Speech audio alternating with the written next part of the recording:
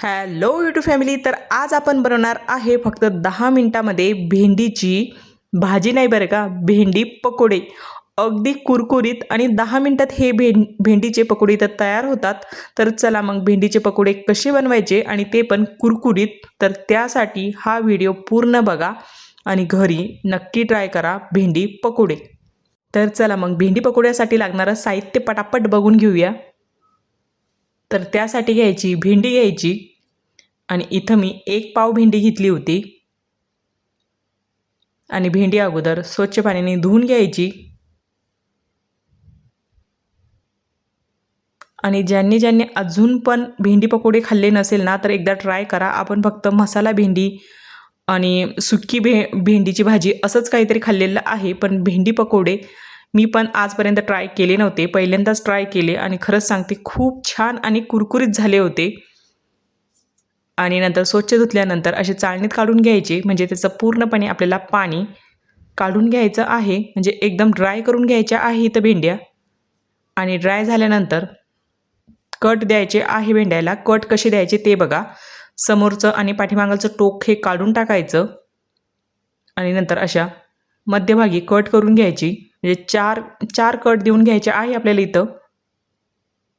हे बघा, अशा ह्या पद्धतीने भेंडी कट करायची.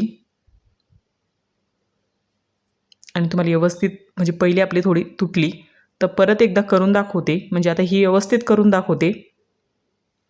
ह्या अशा कट देऊन घ्यायच्या. हे बघा, अशा 4 आपण कट देऊन घेतल्या आणि इथं मी सर्व भेंड्या अशाच कट करून घेतल्या. म्हणजे छान असं त्याच्यामध्ये बेसन पीठ हे आतपर्यंत जातं.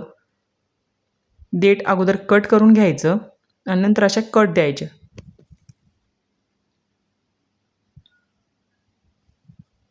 चला मग आता सगळ्या आपल्या भेंड्यांना इथं कट देऊन तयार झाल्या होत्या. नंतर भेंडी पकोडीसाठी लागणारं साहित्य बघूया. तर त्यासाठी घ्यायचं 1 बाउल घ्यायचा, त्यामध्ये 1 वाटी बेसन पीठ, नंतर घालायचा ओवा, नंतर लाल तिखट, हळद, चवीनुसार मीठ घालायचं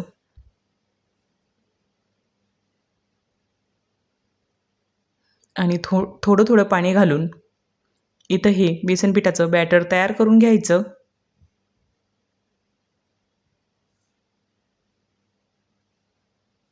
थोडं पाणी घालायचं आणि छान असं हे बॅटर इथं तयार करायचं. आणि चला आता आपलं हे बॅटर पण इथं तयार झालं होतं. बॅटर पण तयार होत्या आणि भेंड्या पण इकडे आपण कट अगोदरच करून ठेवल्या होत्या. आणि बॅटर बघा असं तयार करायचं. नंतर ठेवायची कढई तापायला. कढईत घालायचं तेल आणि तेल व्यवस्थित गरम करून घ्यायचं.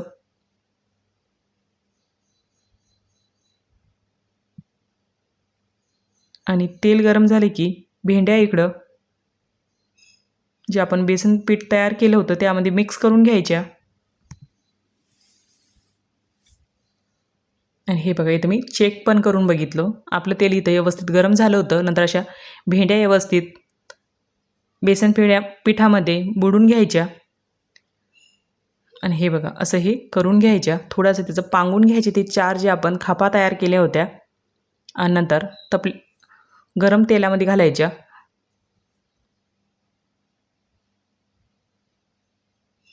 आणि इथं मी 3 ते 4 भेंड्या टाकून घेतल्या. भेंडीचे पकोडे म्हणले की कसं वेगळंच वाटतं ना, पण खरंच हे खायला खूप कुरकुरीत लागतात. एकदा नक्की ट्राय करा. मिरची पकोडे, बटाटे पकोडे हे तर आपण नेहमीच खातो, पण तुम्ही एकदा भेंडी पकोडे एकदा नक्की ट्राय करा. भाजीपेक्षा खरंच खूप भारी लागतात. आणि हे बघा असं मीडियम गॅसवर तळून घ्यायच्या. छान, म्हणजे आतपर्यंत भेंडी आपली कुरकुरीत झाली पाहिजेत. आणि छान आता सोनेरी कलर येईपर्यंत आपण त्याला फ्राय करून घेतल्या. नंतर काढून घ्यायच्या. आणि चला आता दुसरी पण पॅच आपण लावून घेऊया. छान असं बॅटर लावून घ्यायचं भेंड्यांना.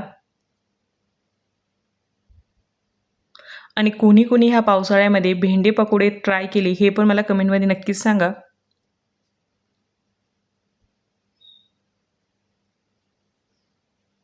आणि दुसरी बॅच पण अशी आपण फ्राय करून घेतली. अगदी झटपट आणि कमी वेळेमध्ये ही भेंडी फ्राय इथं होते.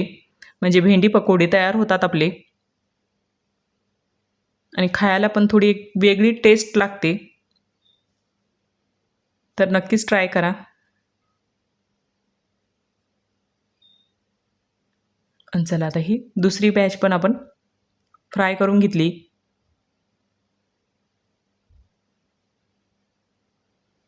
आणि चला आता ती पण काढून घेऊया. आणि तुम्हाला माझ्या रेसिपी कशा वाटत्या त्या पण मला कमेंटमध्ये सांगत जा. चला परत एका प्लेटमध्ये काढून घ्यायच्या. आणि तयार आहे आपली कुरकुरीत भेंडी पकोडे. तर ह्या पावसाळ्यामध्ये नक्कीच भेंडी पकोड्याचा आनंद घ्या. आणि हा व्हिडिओ तुम्हाला कसा वाटला ते पण मला कमेंटमध्ये नक्कीच सांगा.